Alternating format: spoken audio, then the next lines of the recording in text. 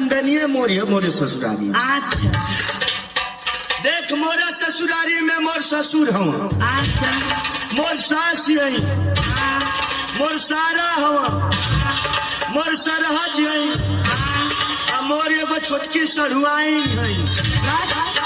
ए तो सुन लो, हमारा नैहर में हमारे बाबूजी एगो कुत्ता पलले बड़े।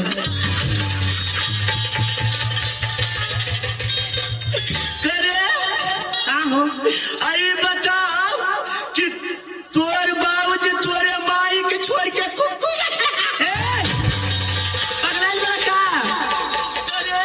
कहीं न कहती कि मोर बाबूजी कुकुर रखिला ले।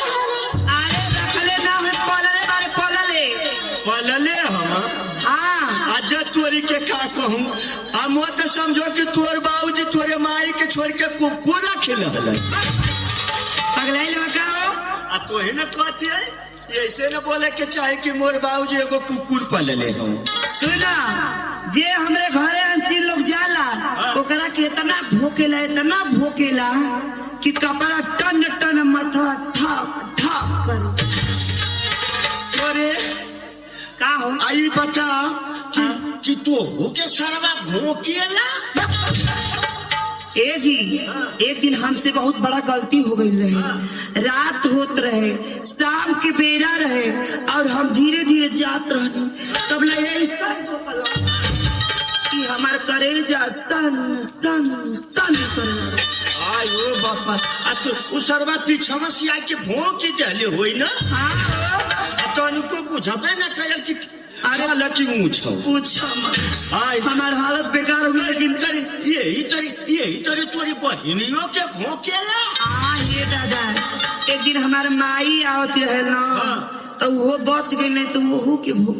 हाँ नहीं तो बूढ़ पुरानिया का दिए रहल, अगर सरवा भोंक देले हो तो दांत तो लगे गया। ए बाबू, माई तो हमार बच गई, लेकिन तो हके भोकी की ना तो मुंह का पानी कपारे पर निकल जाई। वो सरवा मुंह के भोंकी। वो तो छोड़ा आगा छोड़ा, जब पाछा पाई तो वो मारी तो हर धक्का की तो लीला टन टन कर। चल ठीक कैली बताए दिले। महू न जाइबो तो सारे के खुदाई के ले रहबो, यही पक्की चीज है। कहाँ ले रहबो? मगुई पीड़ियावा रे। अच्छा जब मगुई पीड़ियावा यही ले रहबो, जब जाइबो तो सरवा भोंकती आइबे करी। अच्छा अब जब सरवा भोंकती आइबे करी, मुहावा खोली, बस मुँह पीड़ियावा वही के मुहावा में ठेली दे। जब ठेली देबो तो सरवा वही में झुरा जाए, हम घरे में होली जाए। अरे बाप रे, इतना दिन बा। जब तू हमें मिली जाइबू तो सरवा मुँह के का भोंकी, तू हने खुदा रहबू भोंकावे। तो चल तू आ जाइए, तब चलो चलो ये नहीं हो। चल चल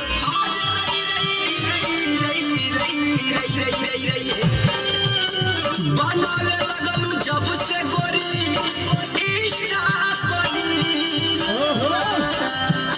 तोहरे पे फीदा बा ये लइकन के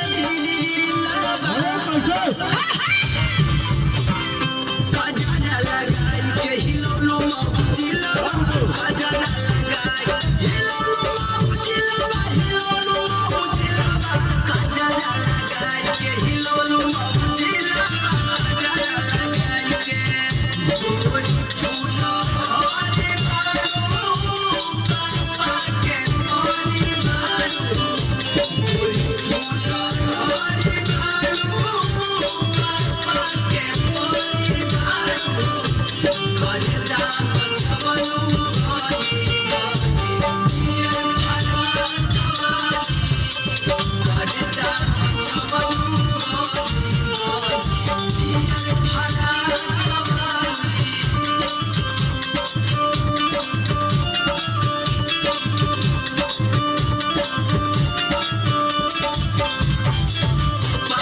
मधुबन में जालू बोली झार के, भीती खोर हट के मोबाइल आँख मार के,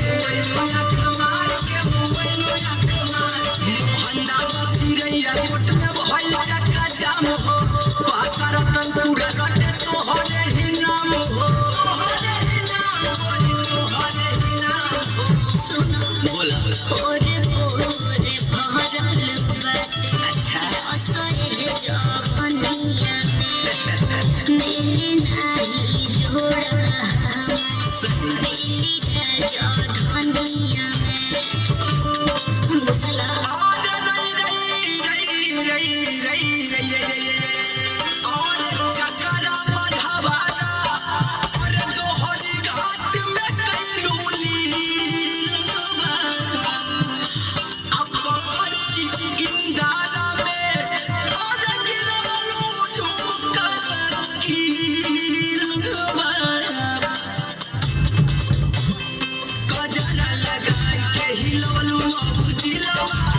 कजरा लगाई के हिलौलो जिलावा हिलौलो जिलावा कजरा लगाई के हिलौलो जिलावा कजरा लगाई के मुझे कहीं का नहीं छोड़ा ऐसा दुनिया में लगे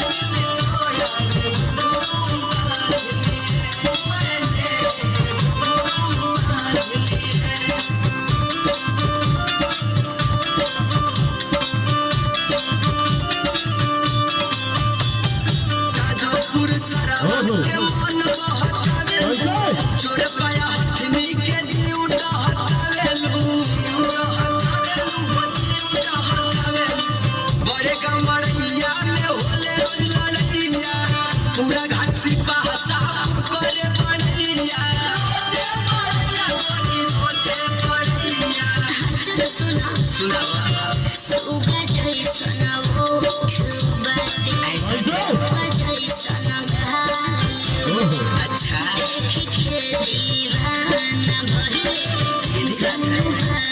उल्हाल हो और रई रई रई रई रई रई और दुर्गा बेदर्दी आहे उपेंद्र के बुझी अमिलाया बोधी के फैले पायती लुबा जिया ब्यास तो कजरा लगाई के हिलौलो जिलावा कजरा लगाई के हिलौलो जिलावा हिलौलो जिलावा कजरा लगाई के हिलौलो जिलावा कजरा लगाई के क्या बात है, बहुत ही प्यारे से अंदाज। एक बार जोरदार ताली होनी चाहिए दोनों कलाकारों के लिए, मिस्टर नीतू नदान और मिस प्रिया जी के लिए बहुत ही प्यारे से अंदाज में। और आइए लेकर चलेंगे रंगीला म्यूजिकल एंटरटेनमेंट बैनर तले आवाज देंगे।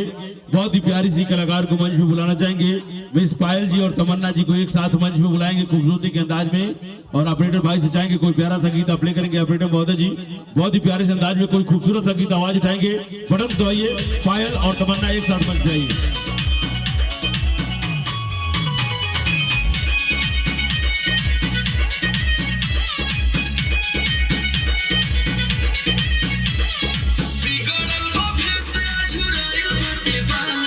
काहे भौजी कैले बारू ऐसा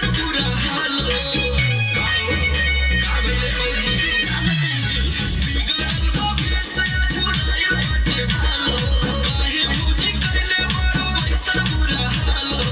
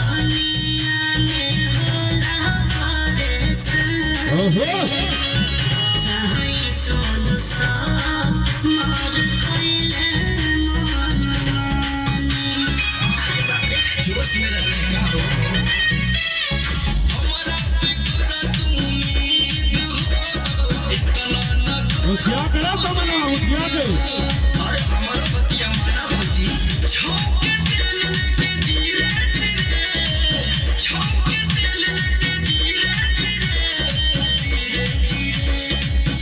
धीरे धीरे हो देवरू धीरे धीरे बारह वर्ष में ओहो बाबा मोरिया देवरू धीरे धीरे कहानी बाबा मोरिया देवरू धीरे धीरे आवा दबा दी तो क्या राम मिल जाई भौजी हाँ का गाना लगाओ था गाना तो सही से लगाइए ऑपरेटर भाई रामचंद्र जी और नए नए ऑपरेटर कालीचरण जी हम देखा थे गाना नीतीश भाई और कालीचरण भाई आप लोग बढ़िया बढ़िया लगाइए और देखिए बहुत ही खूबसूरत पुरस्कार हमारे दुल्हे राजा